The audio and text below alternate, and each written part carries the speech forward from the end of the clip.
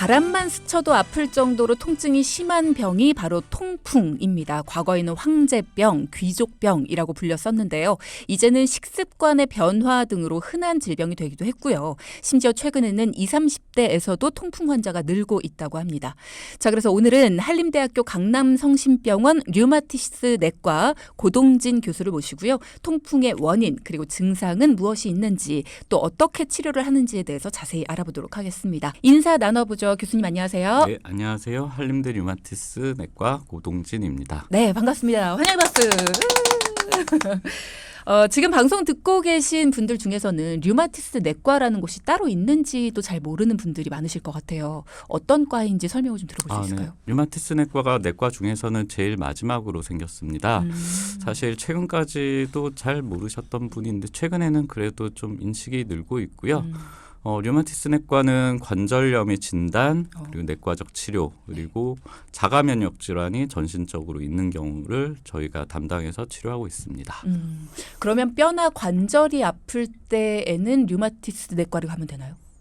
정형외과랑 조금 뭐 중복되는 것도 있고요. 다른 과를 보시다가 저희 과로 의뢰돼서 보는 경우도 있고 그래요. 그렇군요. 류마티스 관절염을 비롯해서 사실 류마티스라고 하면 한 번쯤은 다들 들어보셨을 텐데 류마티스가 정확히 뭐지? 하시는 분들도 있으실 것 같아요. 네, 저희 환자들도 류마티스 관절염만 류마티스라고 생각하시는 분도 있어요. 근데 류마티즘이라는 용어가 있고요. 네. 류마티스 관절염을 포함하는 개념입니다.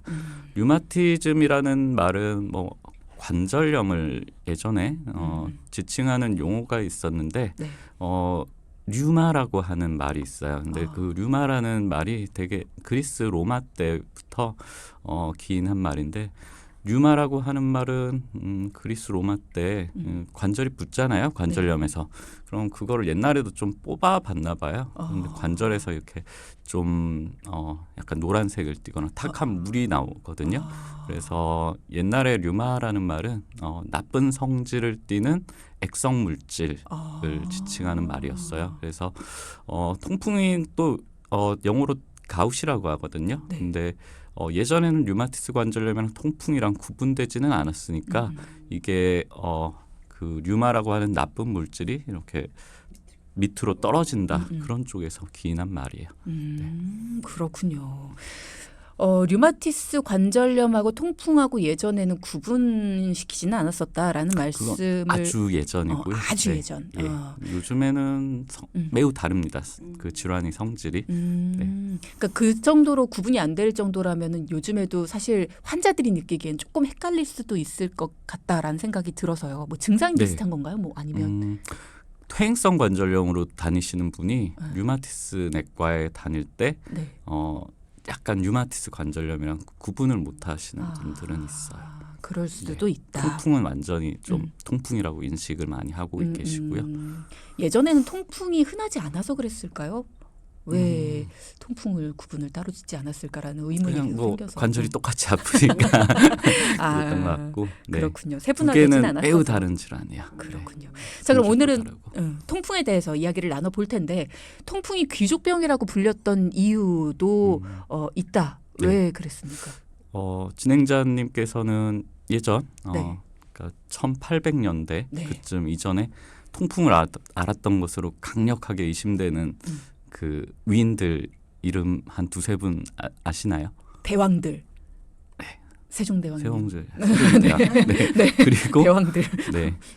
프랑스의 뭐 나폴레옹이나 루이 14세 그 증상이 역사책에 남아 있잖아요. 네. 통풍을 앓았을 것으로 매우 추정이 되고 그래서 왕들이 지니던 병이라고 해서 질병의 왕이라고도 불렸고 왕의 질병이라도 불렸고 근데 그들이 공통된 특징이 있잖아요. 술을 좋아했고 세종대왕 같은 경우는 고기를 굉장히 좋아했죠. 네. 그럼 술과 고기를 좋아하면 걸리는 병이기 때문에 귀족병 그리고 또 왕들이 많이 걸렸다라고 역사서에 남아있기 때문에 왕의 질병 뭐 이렇게도 불린다. 그렇기도 하고 이 병이 되게 심하고 네. 잘 안 낫고 그렇기 때문에 병 중에 왕이다. 네. 그렇게도 불리기도 했죠. 그렇군요. 잘 안 낫는다라는 얘기를 들으니까 또 오늘 아이고 얘기가 힘들 것 같다라는 생각이 드네요. 통풍이 대표적인 남성 질환이다 이런 얘기도 있던데 왜 여성보단 남성이 많이 가지고 있을까요? 그거는 아무래도 호르몬 영향이 있어요. 여성들이 가임기 동안에는 에스트로겐이라는 여성 호르몬이 나오는데 네. 이후에도 말씀드릴 텐데 통풍의 원인이 되게 요산이란 물질이 신장에서 잘 배출이 안 돼서 생기는 질환인데 네. 여성분들은 에스트로겐이 가임기 동안에는 요산을 잘 신장을 통해서 배출시키는 역할을 해요. 그래서 여자분들은 일단 나이 먹기 전까지는 거의 안 생기죠. 제가 보는 환자분 중에서도 여성 환자는 거의 없어요. 젊은 한 40대, 50대 이전 환자에서는 대개는 뭐 여성 환자가 특별히 있는 경우에는 유전 영향이 있거나 아니면 콩팥이 나쁘거나 그런 경우. 아니면 뭐 호르몬이 조금 수치가 떨어지는 폐경 이후? 폐경 이후. 아, 네, 폐경 이후에도 이게 폐경 이후에 또 시간이 좀 필요하기 때문에 네. 네, 잘 없죠. 그러면 통풍은 대표적인 남성 질환이다라는 얘기가 많네요. 보통은 발 주위에 많이 생기는 것 같은데 발 말고도 다른 쪽에도 증상이 나올 수 있나요? 네, 제일 흔한 거는 이거는 보통 분들도 다 아실 거예요. 양쪽 엄지발가락 첫 번째 관절 거기가 뭐 붓고 열이 나고 빨갛게 되고 너무 아프다. 그런 걸 뭐 포다그라라고도 불러요. 거기가 제일 흔하고요. 네. 그리고 발등이나 발목도 생기고 무릎도 아픈 경우가 있고요. 대개는 류마티스 관절염의 차이가 대표적인 게 발이나 무릎에 잘 생겨요. 우리가 보통은 손가락에 많이 생긴다고 알고 있잖아요. 그것도 하나의 차이입니다. 그렇군요. 자, 통풍이라는 게 진짜 바람만 스쳐도 엄청 아프다. 뭐 이런 의미의 이름이다. 뭐 이런 얘기가 있을 정도로 맞습니다. 굉장히 아프다라고 네. 하던데 실제 증상이 어떻습니까? 실제 증상은 대개는 류마티스가 천천히 아픈 통증이 특징인데요. 통풍은 하루아침에 보통 아픈 경우가 많아요. 대개는 뭐 자고 일어나서 엄청 새벽에 엄청 아프고요. 뭐 하루 이내에 통증이 뭐 0이다가 100점 만점까지 올라가는 경우도 있어요. 그래서 뭐 상당수의 환자분들은 응급실 가는 경우도 있고요. 그래서 급성 통증이 특징이고 되게 처음에는 한 가지 관절로 오는 것이 특징이에요. 그리고 관절이 붓고 심한 분들은 그냥 제가 진료 볼 때 손을 대기만 해도 아파요. 그리고 또 심한 분들은 제가 진료실 문을 열고 들어오는 순간 알죠. 왜냐하면 걷질 못하니까. 예, 무릎이나 발가락이 아프다고 말씀드렸잖아요. 그러니까 발 디딜 때 일단은 제가 통풍인 걸 알 정도로 이렇게 심하게 오는 경우가 많아요. 그리고 자기가 인생에서 처음 경험해 본 통증이라고 표현하는 경우도 많고요. 그래서 그런 증상만 가지고도 일단 어느 정도 짐작은 가능하죠. 네. 붓기와 통증 일단 대표적인 걸 말씀을 주셨는데 가려움이나 아니면은 이렇게 빨갛게 변하는 거 뭐 이런 것도 발적은 있다고. 특징 중에 하나고요. 통증 정도가 되게는 심하기 때문에 가렵다라고 하는 경우도 있지만 대개는 뭐 아픈다고 많이 하죠. 아프고 뭐 스쳐도 아프다. 통풍이 뭐 그 말 근원은 비슷한 것 같아요. 그렇게 바람이 통하듯이 아프다. 그렇군요. 8811님께서 가만히 있으면 안 아픈데 처음에는 발가락 꼼지락거릴 때 통증이 미미하게 있었는데 지금은 걸을 때도 통증이 조금씩 느껴집니다. 찌릿찌릿거리는 통증인데 이거 통풍일까요? 라는 질문 주셨어요. 네, 제가 뭐 직접 진료를 보진 않았지만 문의해 주신 분께서 이전에 통풍을 진단받지 않으셨다면 만약에 이게 서서히 증상이 서서히 생겼고 그리고 가만히 있을 때는 안 아프고 찌릿찌릿한 정도 증상만 들어봤을 땐 통풍 가능성은 좀 많이 떨어져요. 대개는 뭐 엄청 아프고요. 그리고 되게 통풍 환자분들은 특별한 치료를 받지 않아도 첫 번째나 두 번째 증상이 생겼을 때는 보름 이내로 거의 낫습니다. 치료를 받지 않더라도. 치료를 받지 않아도 낫는다. 그러면은 응급처치나 뭐 이런 것들이 필요가 따로 없나요? 엄밀히 말씀드리면 통풍이 낫는 건 아니고 아픈 거를 저희가 급성 통풍 발작이라고 부르는데 그게 일단은 지나가는 거죠. 그 통풍 발작이 그거를 지나가지만 엄청 세게 지나가기 때문에 그거를 치료를 해주는 겁니다. 아. 2주 동안 참지 못할 정도로 아프기 때문에. 그럼 발작이라는 거는 주기가 또 있을 수 있잖아요. 주기는 사람마다 달라요. 그러니까 어떤 분들은 첫 번째 발작이 일어나고 나서 한 1년 이상 괜찮게 지내는 분도 있고요. 어떤 분들은 치료를 받지 않았을 때 2년 이내에 다시 발작을 하는 경우도 있습니다. 그리고 발작이 주기간 간격이 짧은 분도 있고 그리고 뭐 한 1년에 한 번, 뭐 1년에 2번 정도로 그 발작이 지나가는 시간은 사람마다 되게 다양해요. 그러면은 치료를 안 받으면 이제 발작의 주기가 생길 텐데 치료를 받으면 재발하지 않고 없어질 수도 있나요? 통풍 자체는 요산이 높아서 생기는 건데 치료를 되게 저희가 뭐 요산 강화제나 그런 네. 걸로 내과적 치료를 잘 하면 네. 대개는 발작을 예방할 수 있죠. 저희 과에서도 요산 강화제 잘 써서 요산 농도를 낮춰주면 네. 거의 발작을 안 합니다. 근데 질병의 근원적인 원인, 그러니까 고요산 혈증을 억눌렀기 때문에 그건 급성 통풍 발작이 재발하지 않는 거라고 볼 수 있고 약을 끊었을 때는 재발을 할 수 있죠. 근데 아까 말씀드렸듯이 모든 사람이 재발하는 것은 아니니까 환자에 따라서 예방 치료는 환자마다 그 치료를 하는 적응증은 다르다고 볼 수 있겠습니다. 그렇습니다. 네. 지금 보니까 뭐 빵이나 고기, 면 이런 걸 먹지 말라고 하는데 먹지 말아야 될 것들이 꽤 많은가 봐요. 되게 흔하게 알려진 거는 다들 알다시피 맥주.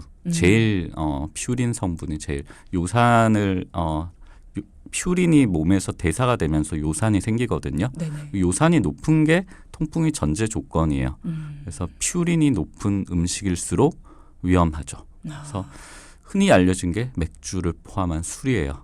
술 중에서도 맥주가 가장 많고 네. 와인이 상대적으로 적고 되게 퓨린 성분은 고기에 있고 그리고 조개, 해산물, 그리고 고기 중에서도 특히 내장 성분, 과당 성분이 많은 과일 주스 이런 데 많은데 문제는 이게 그거예요.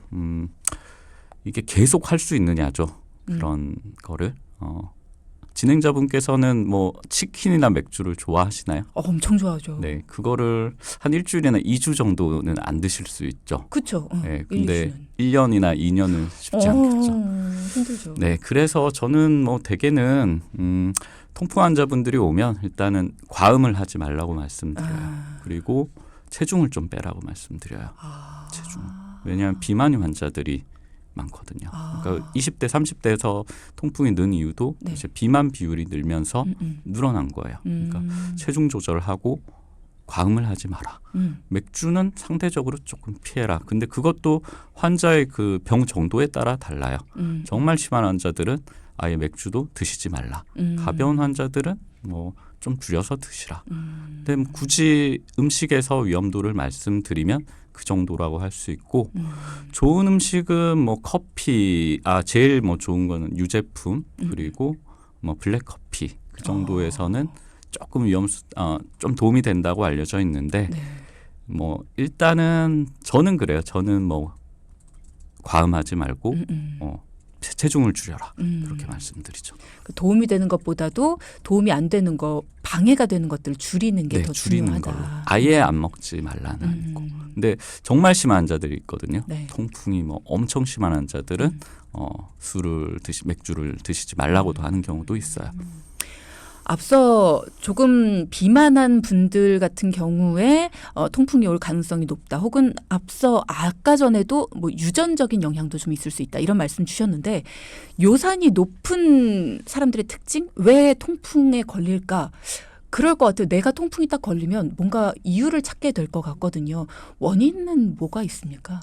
원인은 통풍은 요산이 이렇게 너무 높아서 혈액 농도가 너무 높아서 그게 과도한 요산이 결정화가 돼서 관절에 쌓이는 거거든요. 네. 그래서 결국은 요산이 높은 거예요. 몸에 요산이 높은 건데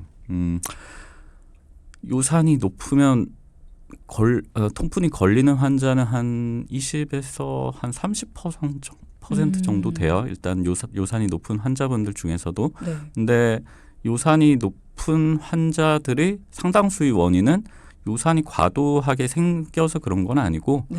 콩팥에서 잘 못 빠져나가는 거거든요.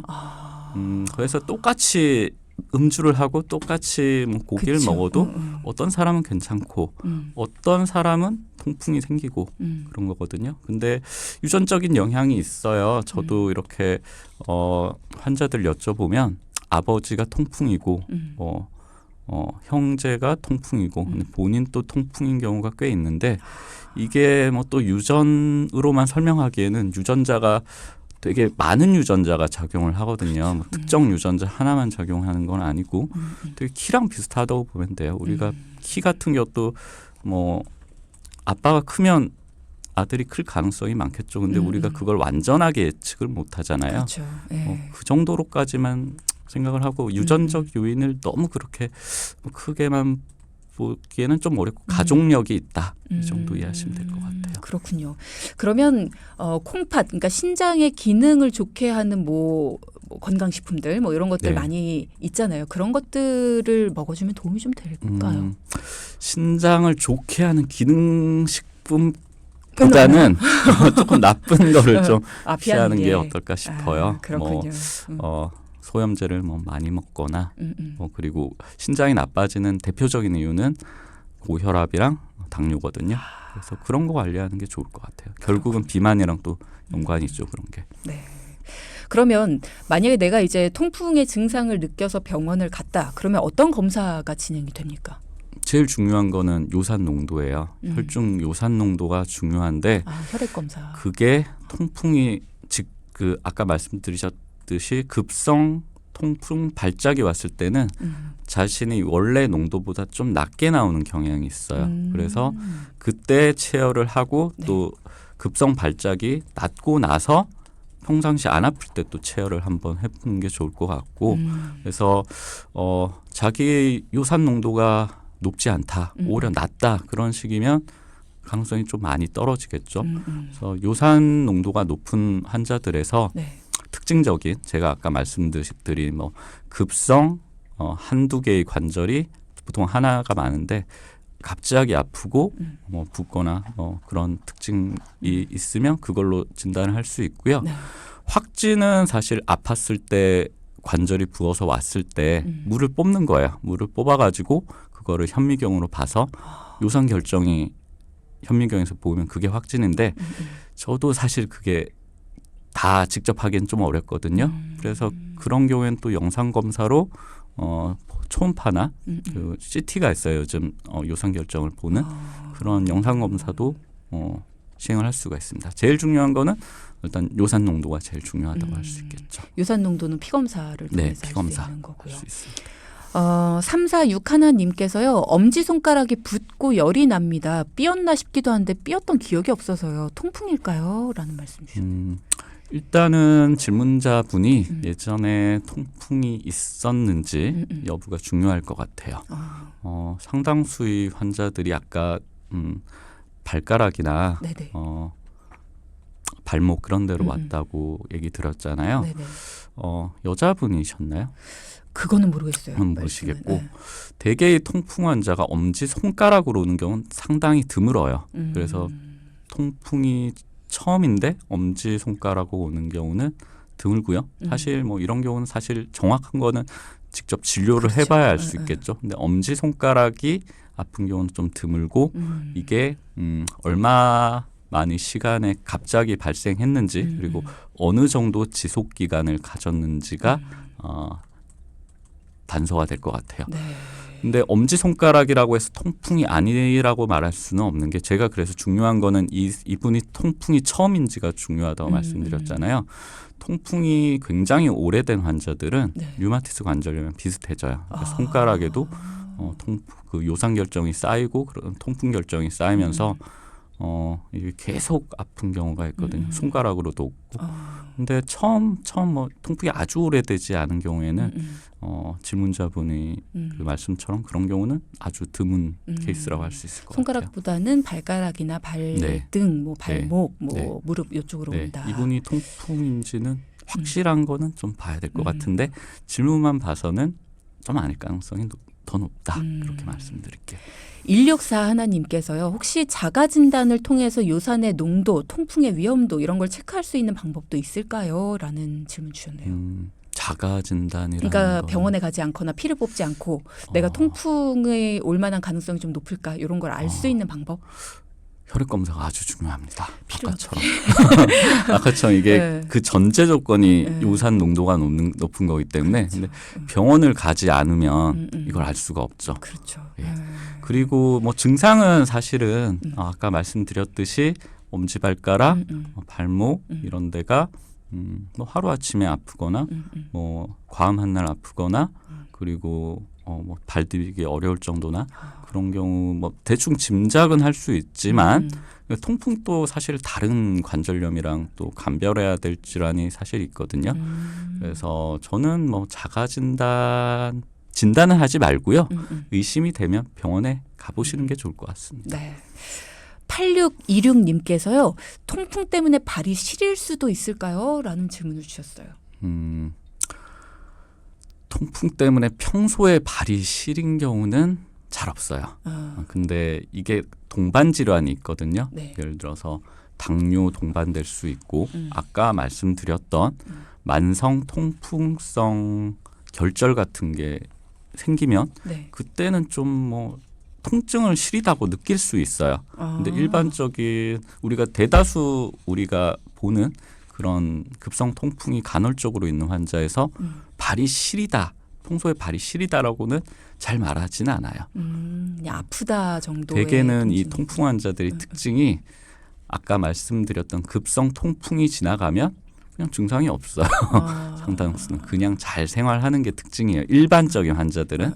근데 뭐 동반 질환이 있거나 아니면 오래된 통풍 환자에서는 가능하다 하지만 일반적으로는 드물다. 그렇게 그렇군요. 생각하시면 될 것 같아요. 네, 정리를 굉장히 잘 해주고 계십니다. 통풍은 통증이 굉장히 심해서 통풍 발작이 딱 일어났을 때 그 발작을 없애는 게 중요하다라는 말씀을 앞서 해주셨는데 그러면 그랬을 때 그 발작을 없애는 치료법 어떤 것들을 쓰시나요? 이게 급성 통풍이 발생하고 나는 통풍인지를 몰랐는데 아주 급하게 발생하고 하루 이내에 뭐 한 12시간 이내에 왔을 경우에는 네. 콜치친이라는 약을 써요. 콜키친. 콜키친. 네. 통풍은 콜키친이 잘 들어요. 치료에. 그래서 그걸 써서 반응이 있는지를 보는 게 하나의 방법인데 실제적으로 환자분이 그렇게 일찍 오기가 힘들죠. 그래서 뭐 한 하루 지나서도 오고 그런 경우에는 대개 우리가 관절 아플 때 쓰는 약이 있거든요. 네. 비스테로이드성 소염제. 그래서 그게 잘 듣습니다. 그래서 그거를 기본적으로 쓰고 근데 콩팥이 나쁜 분들이 좀 있다고 말씀드렸잖아요. 네네. 콩팥 나쁜 분들은 소염제가 조금 제한이 됩니다. 그런 분들은 스테로이드를 좀 쓰기도 하죠. 그리고 아까 뭐 무릎이나 그런 데가 한 군데가 많이 부었을 때는 아까 말씀드렸듯이 그 물을 뽑아가지고 크리스탈 보는 방법이 있거든요. 그래서 그거를 물을 뽑아내고 현미경을 보고 거기로 스테로이드 주사를 하는 게 있어요. 그게 또 효과가 빠르고 진단도 같이 할 수 있는 방법입니다. 약물 치료법 그리고 주사 치료법 네. 이런 것들을 네. 말씀을 해주셨네요. 7996님 2, 3년 전에 피 정밀 검사를 통해서 통풍 진단을 받았었고 약으로 처방을 받은 후에 완치가 됐습니다. 근데 며칠 전부터 똑같은 발에 반대편 발로 살짝 스치기만 해도 쓰라린데 제 발일까요? 라는 질문 주셨네요. 스치기만 해도 쓰라리다. 근데 한번 통풍을 겪어보셨으면 이게 통풍의 되게 증상인지 알아요. 아닌지 환자분들이 이게 통풍이다라는 거를 처음에 있었던 게 정말 통풍 발작이 맞다면 환자분들은 되게 압니다. 다시 왔구나. 쓰라린 정도로 오는 경우는 잘 모르겠어요. 되게 좀 심하거든요. 그리고 통풍이 나았다가 좀 애매해요. 이게 급성 통풍 발작은 나았어요. 네. 근데 요산은 높을 가능성이 있죠. 네, 요산은 대개는 식이요법을 잘 해도 잘 안 떨어지거든요. 그러니까 이분이 기저 원인으로 갖고 있는 고요산 혈증은 그대로 있을 가능성이 있죠. 그래서 통풍이 나았다기보다는 급성 통풍 발작이 이제 나았고 아직 급성 통풍 발작이 재발을 하지 않은 상태죠. 뭐 사람마다 다르죠. 뭐 체중을 아주 뺐다든가 네. 원인이 되는 뭐 상황이 아주 드라마틱하게 좋아졌다면 뭐 통풍이 나을 수도 있어요. 그렇지만 제 생각으로는 언제든 재발할 위험은 있을 것 같아요. 그렇군요. 0522님도 질문을 주셨는데요. 땅콩이 통풍이 안 좋은가요? 요즘에 통풍 때문에 매일 고통이 심합니다라는 말씀도 주셨어요. 땅콩이요. 견과류 안 좋다는 얘기를 너무 많이들 하시더라고요. 그래요? 땅콩. 이건 카더라인가요? 사실 제가 알고 있는 거는 뭐 고기, 내장, 맥주, 그리고 시금치, 등푸른 생선, 그리고 다들 알다시피 맥주, 소주, 와인, 그리고 뭐 그런 게 있겠죠. 근데 교수님, 땅콩은 저도 근데 교수님 좀 다시 찾아봐야 될 것 같아요. 술도 안 좋고 네. 고기도 안 좋고 해산물 안 좋고 네. 그리고 과일 안 좋고 네. 뭐 먹어요? 그러니까 그게 힘들어요. 그게 보통은 요산 농도가 이제 결정화할 수 있는 농도가 정상이 한 4에서 6 정도가 돼요. 밀리그램 퍼 데시리터로 6.8을 넣으면 결정이 생길 수 있다고 되어 있어요. 그러니까 한 7 정도면 이제 결정이 생기죠. 그리고 한 10나 10까지는 좀 높고 10 이상이면 매우 높아요. 근데 타이트하게 식이 조절을 하면 되게 1에서 3 정도까지 떨어져요. 그럼 식이 조절을 어떻게 좀 뭘 제한이 먹어야 되는 있죠. 거예요? 저는 막 크게 제한을 두진 않아요. 아 그냥 맥주랑 네. 여쭤봐요. 그래가지고 어떤 걸 좋아하느냐 좀 여쭤보고 좀 너무 자주 드시는 것 같은 거는 좀 줄여라라고 말씀을 드리고 뭐 아까는 맥주는 말씀드렸죠. 과음하지 말라고.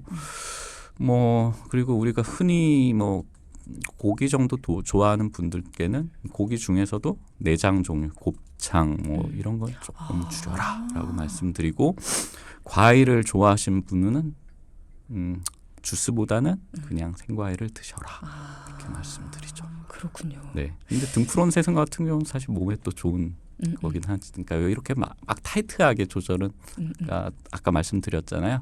이게 기간이 너무 오래고 그러니까요. 요즘 추세는 그래요. 저퓨린식을 그렇게 타이트하게 하지는 말아라.